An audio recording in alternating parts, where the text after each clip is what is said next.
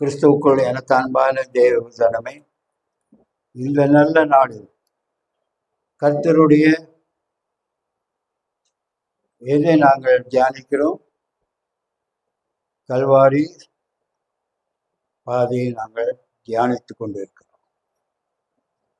கர்த்தர் நமக்காக சிலுவையில் அறையப்பட்ட இந்த நாட்களில் நாம் அவரை நினைத்துக் கொண்டிருக்கிறோம். கரங்களை உயர்த்தி ஆண்டவருக்கு மகிமை உண்டாவதாக. அல்லேலூயா, அல்லேலூயா. கர்த்தருடைய நாமத்திற்கு பரிசுத்தம் உண்டாவதாக. ஆமென். எடுத்தவர்கள் வாசிக்க அன்போடு கேட்டுக்கொள்கிறேன். 1 கொரிந்தியரின் புஸ்தகம் பவுல் கொரிந்தியருக்கு எழுதின முதலாவது நிருபம் 1வது அதிகாரம் 18வது வசனம்.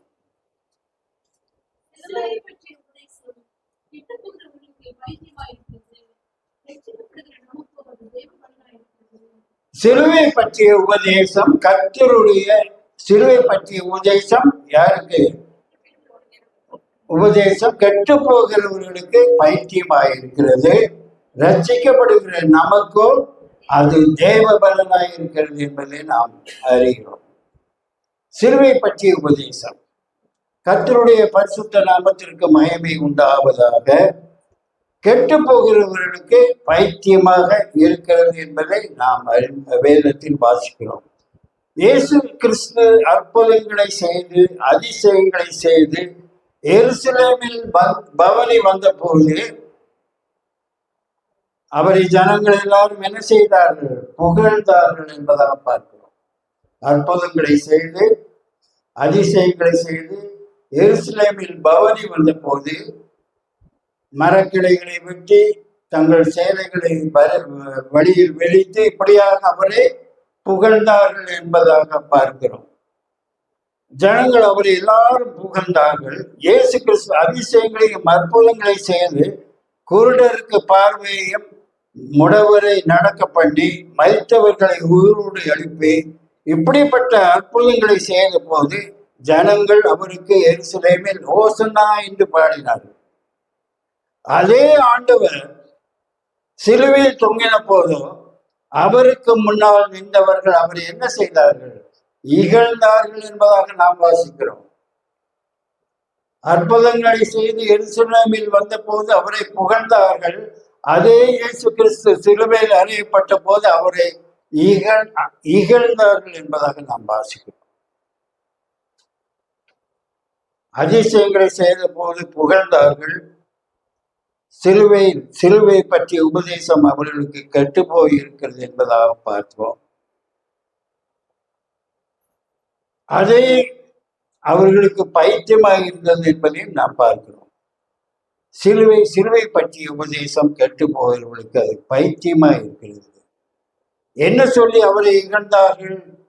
இவனா நம்மை ரட்சிப்பான், இந்த இயேசுவா நம்மை ரட்சிப்பான் என்று சொல்லி அவரை இகழ்ந்தார்கள் என்பதாக நாம் வாசிக்கிறோம்.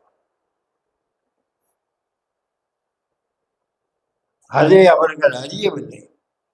சிலுவை நம்மை ரட்சிப்பான என்று சொல்லி இவனால் நம்மை ரட்சிப்பான் என்று சொல்லி இகழ்ந்தார்கள். அதை அவர்கள் அறியவில்லை. என்ன?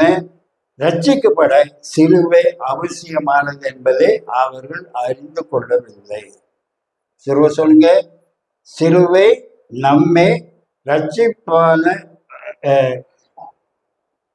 ரட்சிக்கப்பட சிலுவை அவசியமானது என்பதை இகழ்ந்தவர்கள் அறியவில்லை என்பதாக நாம் வாசிக்கிறோம். ரட்சிக்கப்பட சிலுவை அவசியமானது. நாம் ரட்சிக்கப்பட சிலுவை நோக்கி பார்ப்பது மிகவும் அவசியமானது. சிலுவை அன்றி நாம் ரட்சிக்கப்பட முடியாது. அந்த இயேசுவை, சிலுவையில் அறியப்பட்ட இயேசுவை நாம் நோக்கி பார்த்தால் ஒழிய நாம் ரட்சிக்கப்பட முடியாது. ஆண்டவராகிய இயேசு கிறிஸ்து தேவனை ஆராதிக்கிறவர்களாகிய நாம், இயேசு கிறிஸ்துவை தேவமாக கொண்டிருக்கிறவர்களாகிய நாம் எந்த காரணத்திற்காக இந்த பூமிக்கு வந்தார் என்கிற அறிவும் உணர்வும் நமக்கு நிச்சயம் வேண்டும். எந்த காரணத்திற்காக இயேசு இந்த பூமிக்கு வந்தார் என்கிற அறிவும் உணர்வும் நமக்கு நிச்சயம் அவசியமாயிருக்கிறது. மரிப்பதற்காகவே இயேசு இந்த பூமிக்கு வந்தார். சொல்லுங்கள், மரிப்பதற்காகவே இயேசு இந்த உலகத்திற்கு வந்தார். இந்த பூமியில் பிறந்த ஒரே ஒருவர் நம்முடைய கர்த்தராகிய இயேசு கிறிஸ்து ஒருவர் தான் மரிப்பதற்காக இந்த உலகத்திற்கு வந்தார்கள். மீதி பெயர்கள் எல்லாம் எதற்காக இந்த பூமிக்கு வந்தார்கள்? வாழ்வதற்காக வந்தார்கள். மீதி பேரெல்லாம் வாழ்வதற்காக வந்தார்கள். நம்முடைய இயேசு கிறிஸ்து மரிப்பதற்காக இந்த உலகத்திற்கு வந்தார்கள். அப்போ மீதியானவர்கள் பிறந்தார்கள், வாழ்ந்தார்கள், மரித்தார்கள். ஆனால் இயேசு கிறிஸ்து மாத்திரமே மரிப்பதற்காகவே இந்த பூமிக்கு வந்தார். ஆனால் அது சாதாரண மரணம் அல்ல, ஒரு கொடூரமான மரணம். ஆண்டவர் இயேசு கிறிஸ்து அறிவித்த மரணம் சாதாரண மரணம் அல்ல, ஒரு கொடூரமான மரணம் என்பதை மரணத்தை குறித்து ஏசாயா 53வது அதிகாரத்தில் நாம் வாசிக்கிறோம். 1000 வருடங்களுக்கு முன்பாகவே அவர் எப்படி மரிப்பார், எப்படியாக குத்தப்படுவார், எப்படியாக அசைக்கப்படுவார், எப்படியாக அவருடைய வஸ்திரம் கிழிக்கப்படும் என்பதை குறித்தெல்லாம் ஏசாயா 53வது அதிகாரத்தில் எழுதப்பட்டிருக்கிறதை நாம் வாசிக்கிறோம். அப்படிப்பட்ட இயேசு நொறுக்கப்பட்டார், அசுத்தை பண்ணப்பட்டார். மரிப்பதற்காகவே இந்த பூமியில் அவர் பிறந்தார். அவர் பிறந்தது வாஸ்தவம்தான், ஆனால் அவர் வந்தார் என்பதாக எழுதப்பட்டிருக்கிறது. அப்போ மாம்ச பிரகாரமாக அவர் இந்த பூமிக்கு வந்து பிறந்தார். ஆனால் அவர் வந்தார் என்றால் அவர் ஏற்கனவே அவர் எங்கேயோ இருக்கிறார் என்பதுதான் அர்த்தம். அதற்கான உதாரணத்தை நான் கடைசியாக சொல்கிறேன். இப்படியாக இயேசு கிறிஸ்து பிறந்து வளர்ந்த போது யோவான் ஸ்நானகனிடத்தில் ஞான ஸ்நானம் பெறுவதற்காக வருகிறார்.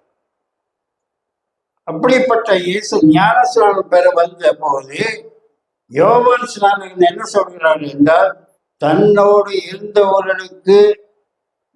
இருந்தவர்களிடம் கையை காட்டி என்ன சொல்றாரு? இப்படியாக அவரை அறிமுகப்படுத்துகிறார். இதோ உலகத்தின் பாவத்தை சுமந்து தீர்க்கிற தேவாட்டுக்குட்டி. சாதாரண கடவுள் அல்ல, உலகத்தின் பாவத்தை சுமந்து தீர்க்கிற தேவ ஆட்டுக்குட்டி என்பதாக தனக்கு முன்பாக இருந்த ஜனங்களிடத்தில் இயேசுவை அறிமுகப்படுத்துகிறார் என்பதாக நாம் பார்க்கிறோம். பஸ்கா ஆட்டுக்குட்டி, தேவ ஆட்டுக்குட்டி, இப்படியாக இயேசுவை அவன் அறிமுகப்படுத்துகிறான் என்பதாக பார்க்கிறோம். அடிக்கப்படும் படிக்கு இவர்தான் அனுப்பப்பட்ட தேவ ஆட்டுக்குட்டி என்பதை ரட்சிக்கப்படுகிறவர்களுக்கு அது தேவ பலனாய் இருக்கிறது. எதற்காக வந்தார்? நம்மை ரட்சிப்பதற்காக, நமக்கு தேவ பலன் உண்டாகும்படியாக அவர் இந்த உலகத்தில் வந்தார் என்பதாக யோவான் ஸ்நானகன் சுட்டி காட்டுகிறார். எனக்கு அன்பானவர்களே, யோவான் 1:29 வாசிங்க. யோவான் 1:29 ரட்சிக்கும்படியாக அது தேவ பலனாய் இருக்கிறது என்பதை நாம் பார்க்கிறோம். இயேசுவின் இடத்தில் வர கண்டு, இதோ உலகத்தின் பாவத்தை சுமந்து தீர்க்கிற தேவ ஆட்டுக்குட்டி என்பதாக அவன் சுட்டிக்கார். ஆக எனக்கு அன்பானவர்களே, இது அனுப்பப்பட்ட தேவ ஆட்டுக்குட்டி. யாரால் அனுப்பப்பட்ட? தேவனால், பிதாவினால் அனுப்பப்பட்ட குமாரனாகிய இயேசு கிறிஸ்து பிறந்தார் என்பது வாசகம் தான். மாம்சபிரகாரமாக இந்த பூமிக்கு வந்து அவர் மரியாளுடைய வயிற்றில் பிறந்தார் என்பது உண்மைதான். ஆனால் இன்னொரு இடத்தில் அவர் வந்தார் என்பதாக எழுதப்பட்டிருக்கிறது. ஆண்டவராக இயேசு கிறிஸ்து இந்த பூமியில் பிறந்து பிசாசானவன் சோதிக்கிறான். இதை மறைப்பதற்காக தீர்க்க தரிசன வார்த்தை ஆதியாகம புஸ்தகத்தில் தெரிவிக்கப்பட்டதை அவனும் அறிந்திருக்கிறார். என்ன சொல்லி அறிந்திருக்கிறார்? தேவன் சொன்னார், அவள் உன் தலையை நசுக்குவேன் என்று சொல்லி ஆதியாகமத்தில் நாம் வாசிக்கிறோம். ஆக அன்றே அவனுடைய தலையை நசுக்கும்படியாக இயேசு கிறிஸ்து இந்த உலகத்திற்கு வந்தார். இதை மறைப்பதற்காக அவன் உப்பளையில் ஏற்றினான். இதையெல்லாம் பாரு, இதெல்லாம் நான் உனக்கு தருகிறேன்,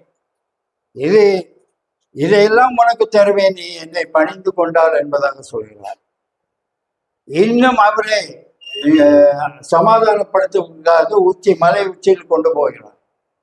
இதை அத்தனையும் என்னை பணிந்து கொண்டால் இதை அத்தனையும் உனக்கு தருவேன், நீ கோபுரத்திலிருந்து குதித்தால் தேவ தூதர்கள் உன்னை தாங்கி கொண்டு போவார்கள் என்பதாக இப்படிப்பட்ட நயமான வசனங்களை சொல்லி வந்தாலும் அதை மறைப்பதற்காக, நீங்களும் நானும் ரட்சிக்கப்படுவதற்காக இந்த பூமிக்கு வந்த இயேசுவே அந்த செயலை மறைப்பதற்காக அவன் இப்படிப்பட்ட தான் தான் பெரியவன், தான் தான் மேன்மை உள்ளவன் என்பதை உலகத்திற்கு காட்டும்படியாக உப்பரையின் மேல் ஏற்றுகிறான், மலையின் மேல் ஏற்றுகிறான். ஆனால் ஆண்டவர், நம்முடைய ஆண்டவர் சும்மா இருப்பாரா? அதற்கான சரியான பதிலடி கொடுத்தார். என்ன பதில்? நீ என்னை பணிந்து கொள் என்று சொன்னார். எனக்கு அன்பானவர்களே, அப்படிப்பட்ட தேவன் நம்முடைய தேவன். ஆகையினால் நீங்க பயப்பட வேண்டியதில்லை. கர்த்தர் நமக்காக, நம்முடைய ரட்சிப்புக்காக, பாவ பிடியில் அகப்பட்டு இருக்கிற நம்மை மீட்பதற்காக ஆண்டவர் இந்த உலகத்திற்கு அனுப்பப்பட்டார் என்பதாக பார்க்கிறோம். அவர் அடிமையின் ரூபம் எடுத்து, அருமையான வார்த்தைகள், அடிமையின் ரூபம் எடுத்து, அடிமையின் ஏன் அவர் அடிமையின் ரூபம் எடுக்க வேண்டும்? ரத்தம் சிந்துதல் இல்லாமல் பாவ மன்னிப்பு இல்லை. பாவத்தின் சம்பளம் மரணம்.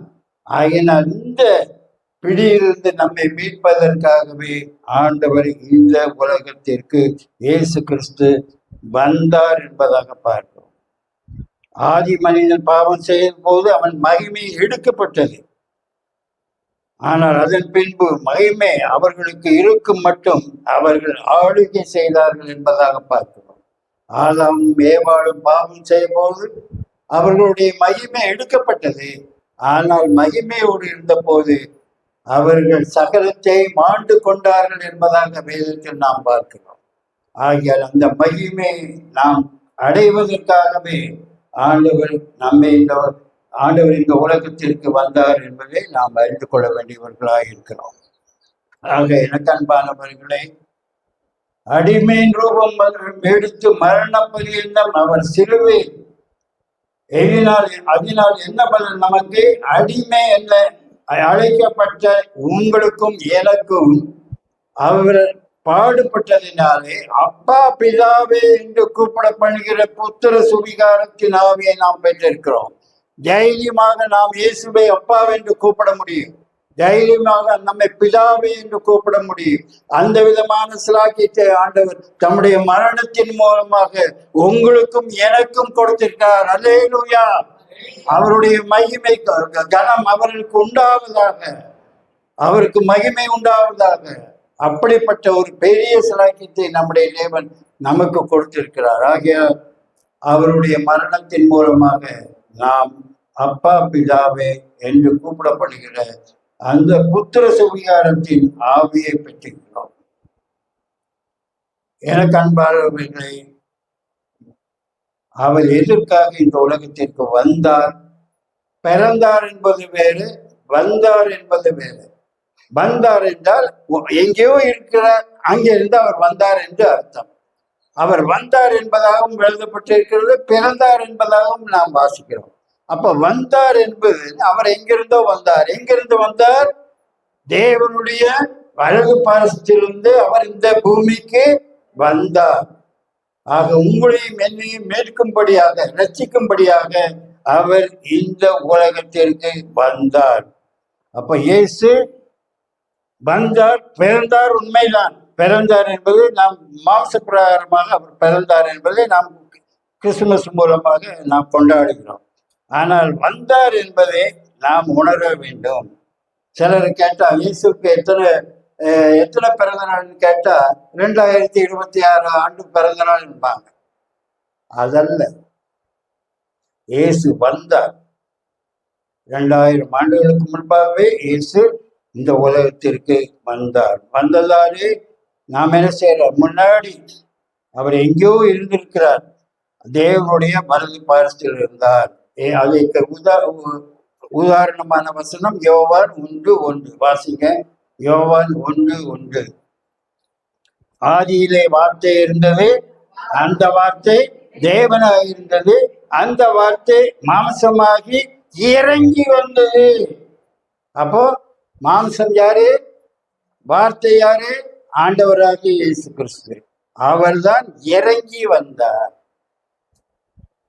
நம்மளுடைய மனித குலத்தை மீட்பதற்காக அவர் அடிமை ரூபம் எடுத்து இந்த பூமிக்கு வந்தார் என்பதாக நாம் வாசிக்கிறோம். தேவனுக்கு சமமாய் இருந்தவர், பிதாவின் நேசகுமாரன், இப்படியாக அவரை குறித்து எழுதப்பட்டிருக்கிறது. தேவனுக்கு சமமாய் இருந்தவர்,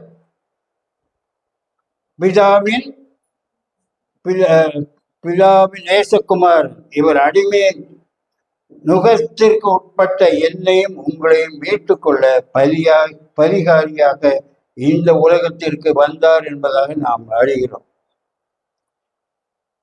அப்படித்தான் இன்றும் நாம் தேவனுடைய ராஜ்யத்தை கட்டப்பட தடையாய் எழும்புகிற, ஏனென்றால் அவர் இந்த உலகத்திற்கு வரும்போது அவரை அழிக்க வேண்டும் என்று எத்தனையோ பேர் கங்கணம் கட்டி கொண்டிருந்தார்கள். ஏரோது அரசன் கங்கணம் கட்டினார்.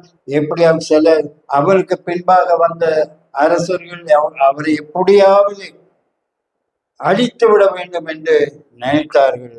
ஆனால் அவர்கள் அழிந்து போனார்களே ஒழிய நம்முடைய தேவன் ஒருபோதும் அழியவில்லை. இன்றும் அவர் உயிரோடு இருக்கிறார். அல்லேலூயா! இன்றும் அவர் உயிரோடு இருக்கிறார், நம்மோடு இருக்கிறார். ஆகையினால் இந்த தேவராஜ்யம் எழுந்து கட்டப்பட்டு கொண்டு இருக்கிறது. இன்னும் தேவராஜ்யம் எழுந்து கட்டப்பட்டு இருக்கிறது. அன்பர்பாளையம் திருச்சபை மக்கள் இன்றும் இந்த ஆலயத்தை விரிவாக்க எழுந்து கட்டப்படுகிறார்கள். காரணம், அவர் சிலுவையில் பட்ட மரணத்தினாலே நம்மோடு இருப்பதினால், உயிர் உள்ளவராக நம்மோடு இருப்பதினாலே இந்த ஆலயம் விரிவாக்கப்பட வேண்டும் என்று விரும்பி எல்லா விதமான காரியங்களையும் நீங்கள் செய்யுங்கள். இது எழும்பிக் கொண்டே இருக்கும். தேவராஜ்யம் ஒருபோதும் அழிக்கப்படாது, கட்டப்பட்டு கொண்டே இருக்கும். அல்லேலூயா!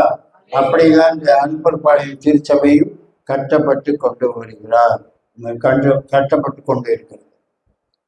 அவருக்கே மகிமை உண்டாவதாக. துதி ஸ்தோத்திரம் யாவும் முழங்கால் யாவும் அவருக்கு முன்பாக முழங்குவதாக, நாவுகள் யாவும் அவரை அறிக்கை செய்வதாக. இயேசுவே ஆண்டவர் என்று எல்லாரும் ஸ்தோத்திரமாக கைகளை உயர்த்தி ஆண்டவருக்கே மகிமை உண்டாவதாக என்று சொல்லுங்கள். ஆண்டவருக்கே மகிமை உண்டாவதாக. எழுந்து கட்டப்பட வேண்டும். இந்த ஆலயம் எழுந்து கட்டப்பட வேண்டும். அதற்காகவே தேவராஜ்யம் கட்டப்பட்டு இருக்கிறது. அதற்காகவே இந்த பூமிக்கு அவர் வந்தார். அல்லேலூயா! ஆகினால நீங்க அவர் எந்த காரணத்தை கொண்டு பயந்து ஓடவில்லை. பிசாசுக்கு பயந்து அவர் ஓடவில்லை. மாறாக இருந்து அதிசயங்களை, அற்புதங்களை செய்து அநேகரை குணப்படுத்தி, முடவர்களை நடக்க செய்து, மரித்தவர்களை உயிரோடு எழுப்பி, இப்படியாக அவர் கடைசியில் நமக்காக சிலுவையில் மாண்டு அந்த ரட்சிப்பை, அந்த மாண்பை, அந்த மீட்பை நமக்கு கொடுத்தார் என்பதை நாங்கள் அறிந்திருக்கிறோம். ஆகிய இன்றைக்கு அவர் தேவராஜ்யத்தில் இருக்கிறார். கர்த்தர் உனக்காக மரித்தார். இன்றைக்கு என்ன உபதேசம்? செழிப்பான உபதேசம். நீ நல்லா இருப்ப, உனக்கு பேங்க் பேலன்ஸ் இருக்கும், நீ உனக்கு வேலை கிடைக்கும், உனக்கு எந்த விதமான தொந்தரவும் வராது. இதுதான் ஆண்டவரை நேசித்தால் இதுதான் செழிப்பான உபதேசம். ஆனால் இயேசு உனக்காக எனக்காக மரித்தார் என்ற அந்த வார்த்தைக்கு இன்னைக்கு மதிப்பில்லை.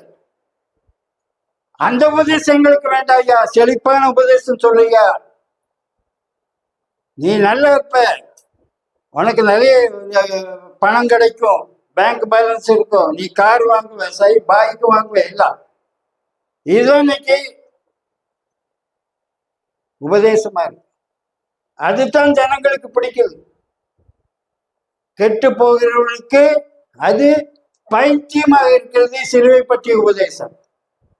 ஆண்டவர் சிலுவையை நமக்காக கெத்செமனே தோட்டத்தில் முழங்கால் படிட்டு இரத்த வேர்வை சிந்தி உனக்காக எனக்காக மீட்பு உண்டாகும்படிக்காக குத்தப்பட்டார், உதைக்கப்பட்டார், அவமானப்பட்டார், கிழிக்கப்பட்டார், நொறுக்கப்பட்டார். இந்த வார்த்தையில எங்களுக்கு வேண்டாயா? ஏற்கனவே நாங்கள் தெரிஞ்சுக்கிட்டோயா? ஒவ்வொரு நாளுமே சிந்திக்க வேண்டியவர்களா இருக்கிறோம். எனக்கு அன்பானவர்களே, ஒருவன் ஆண்டவரை அறியல, ஒரு மனுஷன் ஆண்டவரை அறியல, திடீர்னு அவனுக்கு கால் வலி ஏற்பட்டுச்சு. அப்ப அவனுக்குள்ள ஒரு சிந்தை, ஆலயத்திற்கு போனா ஒருவேளை சுகமாகுமா என்று சொல்லி அவன் ஆலயத்துக்கு வருகிறான். அவனுடைய ஆத்மாவோ ரட்சிக்கப்படவில்லை. ஆனால் அவன் ஆலயத்திற்கு வருகிறான். அவன் ஆலயத்திற்கு வந்து சுகத்தை பெறுகிறான். எனக்கு அன்பானவர்களே, அவன் ஆலயத்திற்கு வந்து சுகம் பெற்றால் என்ன, சுகம் பெறாவிட்டால் என்ன? ஆத்மா எங்க போகுது? பாதாளத்துக்கு தான் போகும். நீ ரட்சிக்கப்படவில்லையானால் உன்னுடைய ஆத்மா பாதாளத்துக்கு போகும். அற்புதம் வேணும், அற்புதம் வேணும் சொல்லி வர்றோம். ஆனால் ஆத்மா எங்க போகும்? உன்னுடைய ஆத்மா மதிக்கேடனே. ஆண்டவர் சொல்றார், மதிக்கேடனே, உனக்கு எல்லா விதமான நன்மைகளையும் ஆண்டவர், நீ நன்றா இருந்தாலும் கெட்டு போனாலும் உனக்கு சேரார். நல்லா சாப்பிடுறோம், நல்லா குடிக்கிறோம், நல்லா தங்குறோம், எல்லாமே ஆண்டவர் நமக்கு கொடுத்திருக்காரு. மதிக்கேடனே, நீ உலகம் முழுவதையும் ஆதாயப்படுத்திக் கொண்டாலும் உன் ஆத்மாவுக்கு நஷ்டம் உண்டாக்கினார். அதனால் பலன் என்ன?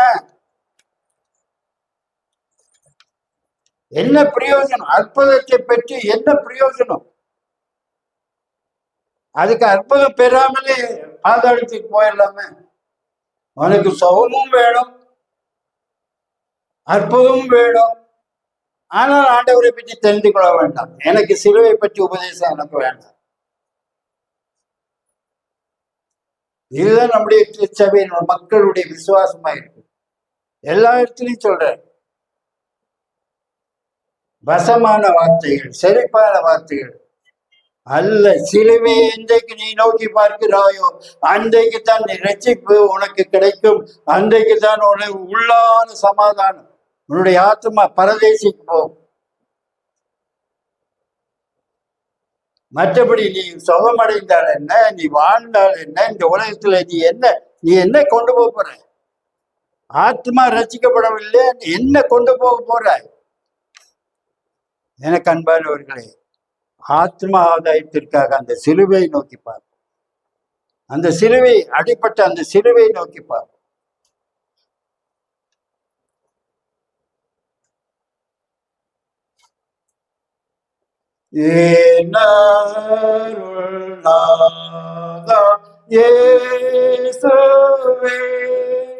சிலுவை காட்சி பார்க்க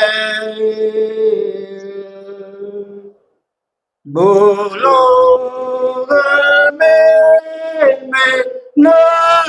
நஷ்டமே வேண்டுள்ளதே ஏனுள்ளத்தில்.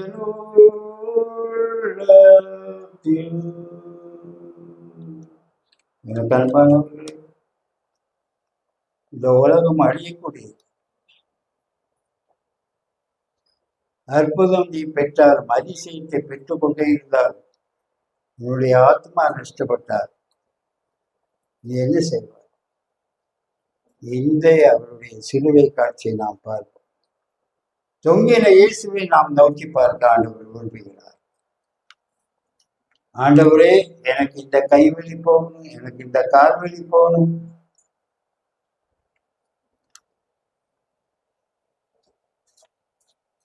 இது நீங்க கேட்கக்கூடாதுன்னு நான் சொல்றேன். கேளுங்க. தெய்வீக சுகம் பிள்ளையின் அப்பம். தெய்வீக சுகம் பிள்ளையின் அப்பம். கேளுங்க. அதே சமயம் சிலுவையை நோக்கி பார்த்து அவர்கிட்ட வாங்க. ஆண்டவர் அதைத்தான் நம்ம விரும்புகிறார். ரட்சிப்பின் அனுபவத்தை பெற்றுக்கொள்ளாமல் என் கை கால் வலி மாறுவதற்கு நான் கவலைப்பட்டு கொண்டிருந்தால் நான் என்னே வஞ்சிக்கிறவனாயிருக்கிறேன். என்னே வஞ்சிக்கிறவன். 3.5 வருஷம் ஊழிய செய்து 1000 ஜனங்கள் அவரால் போஷிக்கப்பட்டார்கள். ஆனால் அந்த சிலுவையில் தொங்கின கிறிஸ்துவுக்கு முன்னால் நின்ற கூட்டத்தாரில் ஒருவனாகிலும் முன்னால் வந்து நிற்கவில்லை. ஆண்டவருக்காக 3.5 வருஷம் ஊழிய செய்து ஜனங்கள் எல்லாம் சொஸ்தமாக்கினார். எத்தனையோ ஆயிரம் மக்களுக்கு பசியை தீர்த்தார் என்பதாக பார்க்கிறோம். உடவங்கள் எழுந்திருந்தார்.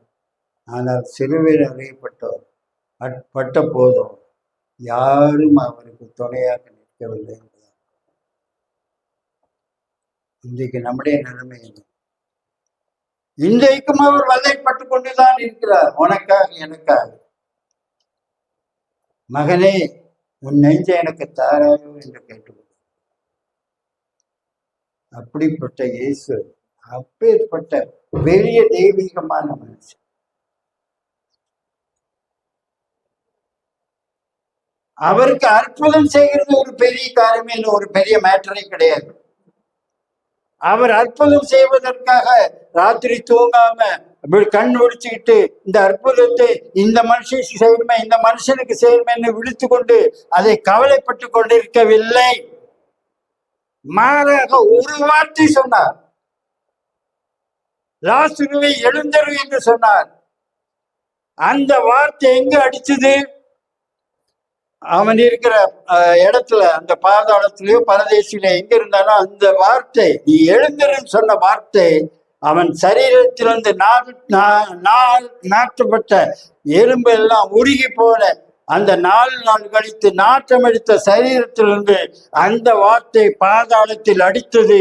அங்கே எழுந்திருந்த அந்த ஆத்மா லாசருடைய சரீரத்துக்குள், நாட்டம் எடுத்த சரீரத்திற்குள் வந்தது. அவன் எழுந்திருந்தான். அதற்காக அவர் தூங்காமல் 4 நாள் பசியோடு துக்கத்தோடும் கவலையோடு எப்படி எழுந்திருப்பான், என்ன சொல்லி ஜெபிக்கணும் அப்படிலாம் ஆண்டவர் கவலைப்பட்டது கிடையாது. எந்த மேட்டரும் ஆண்டவருக்கு ஒரு பொருட்டல்ல. உன்னுடைய கஷ்டம், உன்னுடைய கண்ணீர் நீக்குவதற்கு அவருக்கு எந்த பொறுப்பும் இல்லை, ஒரு பொருட்டே இல்லை. ஒரு வார்த்தை சொன்னால் போதும். ஆண்டவர் ஒரு வார்த்தை சொல்லும் என்று அந்த போற்றவன் கேட்கலாம், என் மரித்தவன் படைப்பான் என்று. அவர் எந்த ரிஸ்க்கும் எடுத்ததில்லை. நம்மை மீட்பதற்காக ஒரே ஒரு ரிஸ்க் எடுத்தார், சிலுவையில் அறையப்பட்டார். அவர் உயிரோடு இருந்த போது அநேக அற்புதங்களை வார்த்தையினாலே செய்தார் என்பதாக பார்க்கிறோம். எனக்கு அன்பானவர்களே, ஸ்கூல்ல படிக்கிற பிள்ளைங்க சிலர் தூங்காம விழிச்சுக்கிட்டே அடுத்த நாள் பரீட்சைக்கு போவாங்க, மயங்கியும் விழுவாங்க. அது அவங்களுக்கு கஷ்டமா இருக்கும். ஆனால் புத்தி உள்ள பிள்ளைகளை என்ன செய்வாங்க? நல்லா தூங்குவாங்க. எப்படி ஏசு கப்பல் கடியில நல்ல அடியில தூங்கினாரோ, காற்றும் கடலும் அடிக்குது. சீசர்கள் பயந்து ஐயோ நாங்கள் சாக போகிறோமே என்று சொல்லி ஆண்டவரை எழுப்புகிறார். ஒரே வார்த்தை. அதுக்காக படப்படம் எழுந்திருச்சு சேலையை கட்டிட்டு முன்னால வந்து ஐயோ நீ இறையாத, எதுக்காக இந்த மாதிரி இறையில கேட்கல, இறையாத அமையல என்று சொன்ன உடனே அல்லேலூயா. உங்கள் வாழ்க்கையிலும் ஆண்டவர் அந்த விதமான அற்புதங்களை செய்ய காத்திருக்கிறார். அவருக்கு ஒரு வார்த்தை, உங்க கண்ணீர் உங்களுடைய கஷ்டம் அவருக்கு ஒரு பொருட்டே அல்ல. நீ அவருடைய சிலுவை கிட்ட வந்து அவரை பாருமா, எல்லா கஷ்டம் நீங்க. அல்லேலூயா. புரியுதா? உனக்காக எனக்காக சிலுவை. அப்பேற்பட்ட 7 பிசாசுடைய எத்தனையோ பிசாசுகள் இருந்த லேகியோனை அவர் பால் தண்டை வந்தார். மேட்டரே இல்லை அவருக்கு. எனக்கு அன்பானவர்களே, அற்புதத்தை எதிர்பார்த்து வராதிங்க. ஆண்டவருடைய சிலுவை பாடுகளை செய்ய காணாவூர் கல்யாணத்துல குறைப்பட்டுருச்சு. அதுக்காக அவர் ஒண்ணுமே சொல்லல. என்ன பாத்திரத்தில் தண்ணீரை நிரப்புங்க, இதுதான் சொன்னார். அற்புதம் நடந்ததா? அற்புதத்திற்காக நாம் ஆண்டவரை நோக்க வேண்டாம். அவருக்கு அது ஈஸியான காரியம். உனக்கு அற்புதம், எனக்கு அற்புதம் செய்யறது அவருக்கு ஈஸி. ஆனா நீ எப்ப சிலுவையை நோக்கி பார்க்கிறியோ உன்னுடைய ஆத்மாவும் பிழைக்கும், நீயும் பிழைப்பாய். எனக்கு அன்பானவர்களே, இந்த வார்த்தையை மனசுல வச்சுக்கோங்க. இந்த பூமிக்கு அற்புதம் செய்ய நாம் ரட்சிக்கப்படும்படிக்கு அவர் கல்வாய் சிலுவையில் மறிப்பதற்காக அவர் இருக்கும் இடத்துல எப்போதும் அற்புதம் இருக்கும். அதுக்காக அவர் எங்க போனாலும் அற்புதம் நடக்கும். ஆனால் நாம் நம்முடைய ஆத்மாவை ஆகப்படுத்தியிருக்கிறோமா? அவனுக்கு இதை செய்தால் அவன் என்னுடைய பிள்ளையாக இருப்பான் என்று ஆண்டவர் எதிர்பார்க்கிறார். உனக்கு அற்புதம் எப்போ வேணாலும் செய்வார். ஆனால் அவர் எதிர்பார்க்கிறது நீ அவருடைய பிள்ளையா இருக்கணும், நான் அவருடைய பிள்ளையா இருக்கணும் தான் அவர் இந்த உலகத்துக்கு. ஆகினார் எனக்கு அன்பானவர்களே, எனக்கு வேற சபைக்கும் போதும் நேரம் ஆகிக்கொண்டே இருக்குது. சொல்றதுக்கு நிறைய இருக்கு. ஆண்டவர் தாமே இந்த 40 நாள் மாத்திரம் ஆண்டவர் செய்திருக்காருங்க. ஒவ்வொரு நிமிஷமும் ஒவ்வொரு நாளும் சிலுவை நோக்கிப்பார். உலகம் அழிந்து போயிடும். வரிசையை நிக்கிறாங்களே கேஸுக்கு, பெட்ரோலுக்கு. அவன் அடைச்சிட்டா ஒண்ணுமே இருக்காது. ஸ்கூல்ல பிள்ளைங்க படிக்க முடியாது, ஒண்ணும் இருக்காது. இன்னைக்கு கிருபையா எங்களுக்கு ஆண்டவர் கொடுக்கிற ஈவு. என் பிள்ளைய கஷ்டப்படுவாங்க. இதான் ஆகினால எனக்கு அன்பானவர்களே, இந்த காலங்களில் நாம் நம்மை வெறுத்து உலகம் அழிந்து போயிருந்தியா? உன்னுடைய ஆத்மா நித்திய காலமாய் பரலோகத்தில் இருக்க வேண்டும் என்றால் நாம் அந்த சிலுவையோடு வாழும். அந்த சிலுவை மாத்திரம் நமக்கு, வேற எந்த காரியம் நமக்கு ஜெபிக்கும். என்னுடைய நேசிக்கிறீங்களா? சிலுவை பற்றிய உபதேசம் கெட்டு போகிறது, பைத்தியமாக இருக்கிறது, ரட்சிக்கப்படுகிறது நமக்கும் அது தேவ பலனா இருக்கிறது. ஆண்டவரே, அந்த பலத்திலே நாம் வாழ்ந்து கொண்டிருக்கிறோம். ஆண்டவரே, உமக்கு ஸ்தோத்திரம், உமக்கு கனம், உமக்கு மகிமை உண்டாவதாக. எப்பொழுதும் நீர் ஜீவிக்கிற தேவனாய் அந்த பரலோகத்தை நாடி நாங்கள் இந்த உலகத்தில் வாழ உமக்கு கீழ்ப்புடைய, உம்முடைய கட்டளைகளுக்கு கீழ்ப்புடைய, உம்முடைய சிலுவை நோக்கி பார்க்க எங்களுக்கு உதவி. நீர் மறிப்பதற்காகவே இந்த உலகத்திற்கு வந்தீர்கள். எங்களை மீட்பதற்காக, ரட்சிப்பதற்காக ஒவ்வொருவரையும் ஆண்டவர், இந்த அன்பற்பாளைய மக்கள் ஒவ்வொருவரையும், சிறு பிள்ளைகள் முதல் பெரியவர்கள் மட்டுமல்ல, ரட்சிக்கப்பட வேண்டும், என்னுடைய பிள்ளைகளாக ஆக்க வேண்டும் என்ற அந்த ஒரே திட்டத்தோடு இந்த பூமிக்கு வந்திருக்கிறீர்கள். அதற்கு நாங்கள் இசைய கீழ்ப்படிய எங்களுக்கு உதவி. இயேசு கிறிஸ்துவின் வல்லமுள்ள நாமத்தில் தாழ்மையோடு ஜெபிக்கிறேன் நல்ல பிதாவே, ஆமென்.